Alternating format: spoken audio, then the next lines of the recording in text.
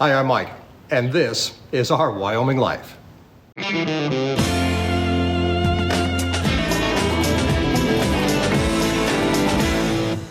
Pretty short video today, maybe the shortest we've ever posted on the channel. Our very first video, way back in January of 2017, that one was only 4 minutes long. And that video took us down a road that leads us here. Over 5 years later, millions of views, and hundreds of thousands of fans that are invested, or at least emotionally, in what we do on our little corner here in Northeast Wyoming. Our last video, I took you along as we finished our very first complete haying season in over 3 years. Then we sat down, we had some coffee, and we talked about how much that hay cost us here on the ranch and how much it saved us. My plan was always to have followed that video with a video where I get a chance to sit down and talk about haying itself, how it feels to be able to hay on the ranch, how drought has affected us, and of course, how being able to produce hay here on the ranch has helped us and helped the ranch as a whole. After releasing the previous video about the cost of ranching, I knew I had to make this video, but it couldn't only be about how beneficial our hay is to the ranch. Over the last couple of days, I've seen hundreds of comments and emails saying that by making a video, I somehow hurt others that grow hay to sell. Now, it's not the first time I've made a comment or a video that's been received as a slight to another aspect of agriculture. We've made, well, I guess when you think back, we made videos about how we're no longer taking cattle to auction and allowing others in the industry to decide how much we get paid for our hard work. Instead, we take control of our own products, and now the ranch is 100% direct to the end consumer. That allows us to set our own prices and get out from underneath the thumb of those that control the industry. Now, after we announced that we made that decision, I got the same reaction. Emails, comments, and sometimes even an actual letter sent to our P.O. box telling me how I was letting down those that worked in the cattle auction industry and selling them out. Seriously, how pissed off do you have to be to write a real life letter nowadays? Not only do you have to write it, but you have to find a pen and some paper and put it in an envelope and a stamp and take it to the mailbox. I would have cooled down and thought it through long before I got that many steps in. And I think that in that time, I would have realized something.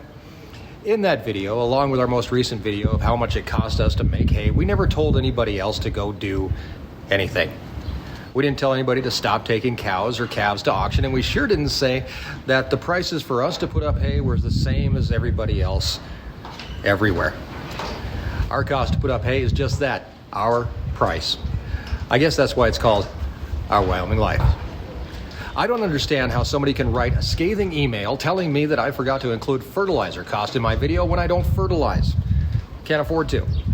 And I don't know what somebody could be worried about land cost when it's a family farm that's paid for and a financial situation that's a family matter.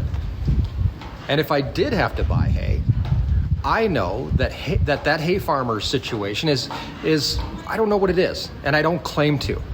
He wouldn't tell me if I asked, and it's none of my business anyway. All I know is that it cost me between $250 to $300 a ton to get his hay here to the ranch. As for other concerns, we're putting money away for new equipment, but just because we saved over $50,000 putting up our own hay doesn't mean that we got cut a check for $50,000. We saved that money. We didn't make it. In our opinion, saving money for replacement equipment is good business practices, but it's not a fixed cost.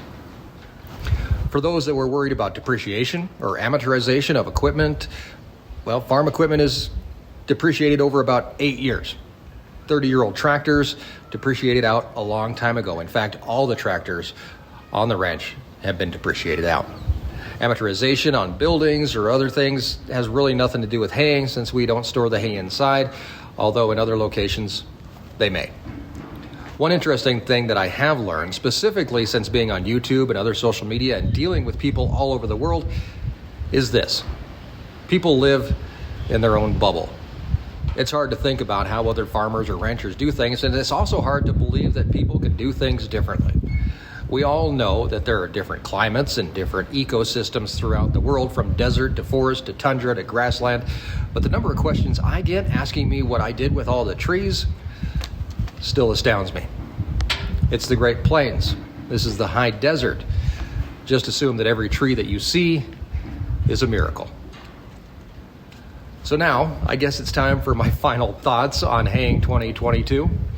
In April, I didn't think we were going to have hay. I was stressed out and I wondered if we were going to have to buy hay again, and if we had to, how would we do it? $60,000 or $70,000 is not something that ranches have just laying around.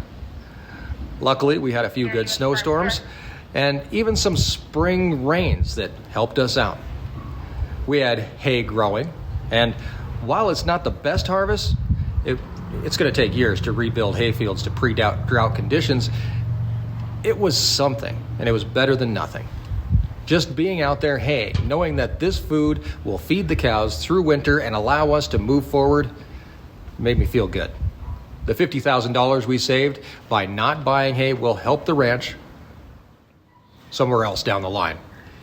And those of you who are upset because we made it public that it cost us just over $30 per bale to make hay, I'm sorry. I'm sympathetic to all farmers and ranchers who are navigating this difficult hay market. I feel for every rancher who's making the difficult decision to sell parts or even their whole herd this year because of drought and hay prices. This is currently an extremely difficult time for the average American rancher. But this too will pass. And hopefully the American rancher makes it through and is still standing at the end. Now, we're not out of the woods yet. July has been hot and dry, and this drought is not over. We'll see what next year brings. For now, we're thankful to see bales just like this one out in the field, and we'll keep on feeding people every day. That's our job. That's it for me. The ranch is getting back to normal. Chores need done, hay needs stacked, and I need a vacation. First things first, I might have a shot of whiskey. And then it's back to real life here on the ranch. Thanks for joining us once again as we explore the ranch life and escape the ordinary. Please remember, this is our perspective on our bubble of agriculture. We all do things differently, but with the common goal of growing a crop and producing food for millions. Thank you for being a part of our Wyoming life and a part of that mission.